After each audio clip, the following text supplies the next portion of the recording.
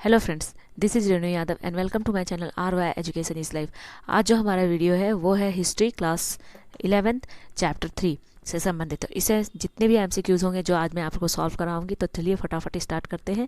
तो हमारा जो पहला क्वेश्चन है जो आपके लेसन 3 से संबंधित है, आप देख सकते हो यहाँ पे लेसन का नाम है आपका 3 महाद्वीपों में फैला हुआ साम्राज्य। अब 3 महाद्वीपों से संबंधित बातें हम लोगों को जाननी है और आप लोग बुक रीडिंग करें ताकि आप लोगों को जो भी क्वेश्चंस में डाउट है वो आप लोग जरूर कंप्लीट कर पाओगे।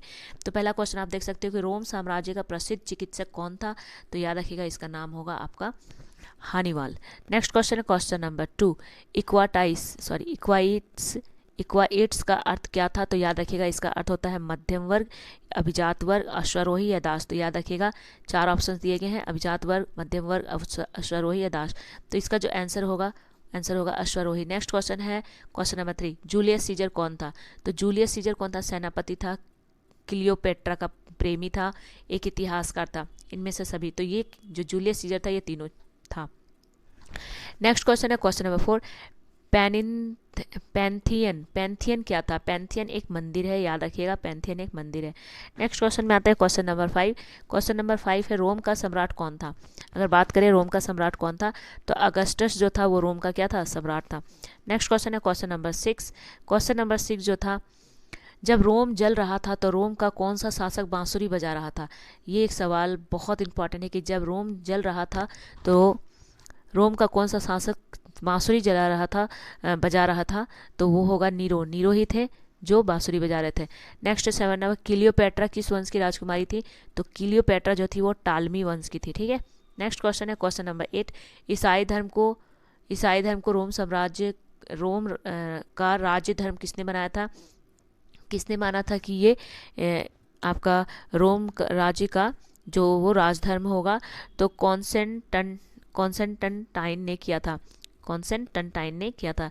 नेक्स्ट क्वेश्चन है क्वेश्चन नंबर 9, एकल परिवार क्या है। तो याद रखिएगा एकल परिवार का मतलब होता है पुरुष, उसकी पत्नी, उसके बच्चे। तो ये इनमें से सभी हो जाएंगे। ठीक है। Next question number 10, Julius Caesar किस देश का शासक था। तो जूलियस सीजर जो थे वो रोम के थे। नेक्स्ट है क्वेश्चन नंबर 11, अहुर माजदा कौन है। तो याद रखिएगा अहुर माजदा जो थे वो भगवान हैं। ठीक है। चलिए next question number 12। Next question number 12 है, धनी कुलीन वर्ग का समूह जो शासन चलाता था उसे क्या कहलाता था, यानी कि उसे क्या कहा जाता था। तो याद रखिएगा उसे सीनेट कहते थे, यानी कि एक धनी लोगों का एक ग्रुप हुआ करता था, उस ग्रुप को हम लोग सीनेट कहते थे। नेक्स्ट क्वेश्चन नंबर 13, ऑक्सटस रोम में राज सिंहासन पर कब आसीन हुआ। तो ऑक्सटस याद रखिएगा कब आसीन हुआ। तो ये आसीन हुए थे 27, यहाँ पे क्या होगा 27। ठीक है। ऑप्शन नंबर 3, ये 27 ईसा पूर्व आसीन हुए थे। नेक्स्ट क्वेश्चन है क्वेश्चन नंबर 14, वह कौन सा साम्राज्य था जो 3 महादेशों में फैला हुआ था। तो याद रखिएगा तीनों महादेशों में फैला हुआ जो साम्राज्य था वो था रोमन साम्राज्य। नेक्स्ट क्वेश्चन है क्वेश्चन नंबर 15, रोमन साम्राज्य की प्रमुख भाषा क्या थी। अगर बात करें रोमन साम्राज्य की प्रमुख भाषा के बारे में तो वो थे लैटिन। ठीक है। नेक्स्ट क्वेश्चन में आगे बढ़ते हैं क्वेश्चन नंबर 16। तो हमारा जो 16 क्वेश्चन नंबर है कि सम्राट कॉन्स्टेंटाइन ने किस सदी में ईसाई बने। तो किस सदी में वो ईसाई बन गए थे। तो याद रखिएगा 4वीं सदी में ही क्या हो गए थे, वो ईसाई बन गए थे।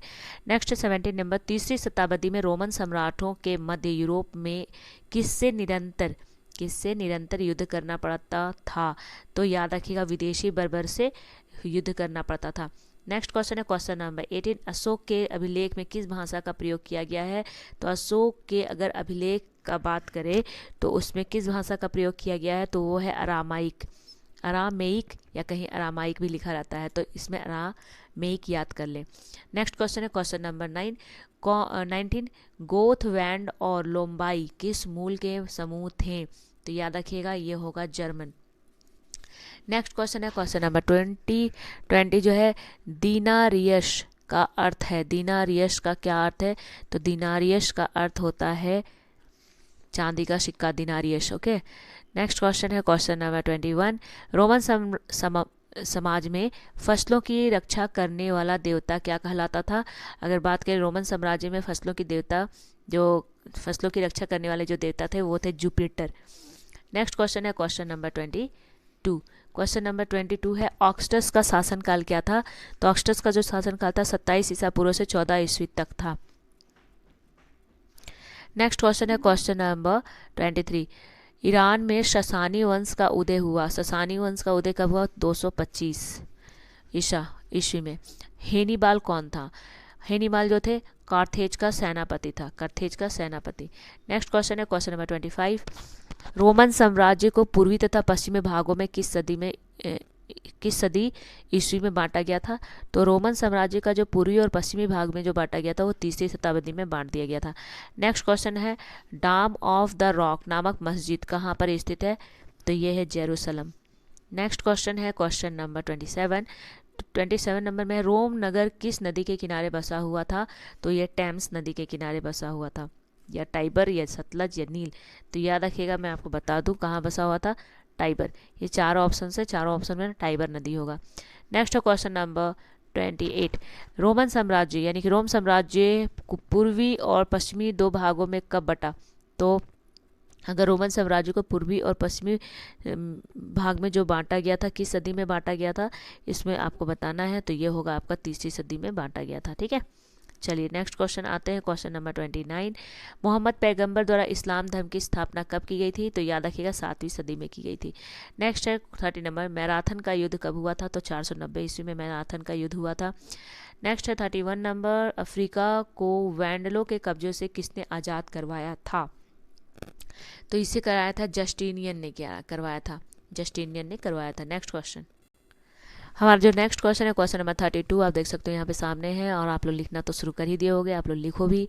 ठीक है, चलिए, या फिर वीडियो को डाउनलोड भी कर सकते हो, पर डाउनलोड करने से बेहतर कि आप लोग कॉपी में लिखो।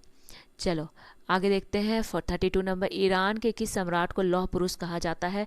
तो ईरान का एक सम्राट थे, उसको कहते हैं डैरियस प्रथम। ठीक है, डैरियस प्रथम। नेक्स्ट क्वेश्चन है क्वेश्चन नंबर 33। किस रोमन साम्राज्य के शासनकाल में दासों ने जबरदस्त विद्रोह किया था? तो नीरो, याद रखिएगा, नीरो के शासनकाल में। ठीक है, नेक्स्ट क्वेश्चन है क्वेश्चन नंबर 34। प्रारंभ में ऑगस्टस का नाम क्या था? तो प्रारंभ में अगर ऑगस्टस का जो नाम था वो था ऑक्टेवियन। क्या नाम था? ऑक्टेवियन। नेक्स्ट है क्वेश्चन नंबर 35। जैन अवेस्ता किसका प्रमुख ग्रंथ, धर्म ग्रंथ है? तो जैन अवेस्ता, याद रखिएगा, ईरानियों का प्रमुख धर्म ग्रंथ है जैन अवेस्ता। नेक्स्ट है 36। यूनानीकरण को अंग्रेजी में क्या कहा जाता है? अगर यूनानीकरण का बात करें तो उसे इंग्लिश में कुछ कहा जाता है, वो है हेलेनाइजेशन। नेक्स्ट है किस सागर को रोमन साम्राज्य का हृदय माना जाता है? तो भूमध्य सागर को ही रोमन साम्राज्य का हृदय माना जाता है। नेक्स्ट है क्वेश्चन नंबर 38। फारसी साम्राज्य की प्रमुख मुख्य राजधानी थी? तो फारसी साम्राज्य की जो प्रमुख राजधानी थी वो थी शूसा। नेक्स्ट क्वेश्चन है 39। रोमन लोगों के पूज्य देवी देवता कौन नहीं थे? तो याद रखिएगा, ये होगा डैगन। नेक्स्ट है 40 नंबर। किस ईरानी शासक की तुलना भारतीय सम्राट चंद्रगुप्त मौर्य एवं यूनानी शासक अलेक्जेंडर से की गई है? तो ये होगा आंसर आपका साइरस। Question number 41। सिकंदर ने रोक्साना से विवाह किया था। रोक्साना किसकी पुत्री थी? तो रोक्साना से सिकंदर ने शादी तो किया था, तो ये पुत्री जो थी डैरियस तृतीय की थी। किसकी थी? डैरियस तृतीय की। नेक्स्ट है क्वेश्चन नंबर 42 है। प्राचीन यूनान और रोम के लोग थे, क्या थे? बहुदेववाद थे। क्या थे? बहुदेववाद थे। नेक्स्ट क्वेश्चन है क्वेश्चन नंबर 43। गृह युद्ध का अर्थ क्या है? तो गृह युद्ध का अर्थ है सशस्त्र विद्रोह। सशस्त्र विद्रोह। नेक्स्ट है आपका 44। इराक स्थित है? तो याद रखिएगा, इराक कहाँ स्थित है? एशिया में स्थित है। नेक्स्ट है क्वेश्चन नंबर 45। दुनिया की सबसे लंबी या बड़ी नदी कौन है? तो याद रखिएगा, वो है नील नदी, जिसको इंग्लिश में बोलते हैं नाइल। चलिए नेक्स्ट क्वेश्चन है 46। पेपाइरस पत्र कहाँ से प्राप्त किया जाता था? तो पेपाइरस जो प्राप्त किया जाता था वो नील नदी के किनारे से प्राप्त किया जाता था। नेक्स्ट क्वेश्चन है क्वेश्चन नंबर 47 जो नंबर है वो आप देख सकते हो क्या है कि फ्रैंकिन्स किससे प्राप्त किया जाता था?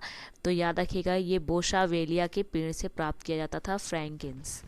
Now 48 number. रोमन साम्राज्य में कोलोसियम कौन था? अगर रोमन साम्राज्य में कोलोसियम की बात करें तो एक अखाड़े का नाम था कोलोसियम।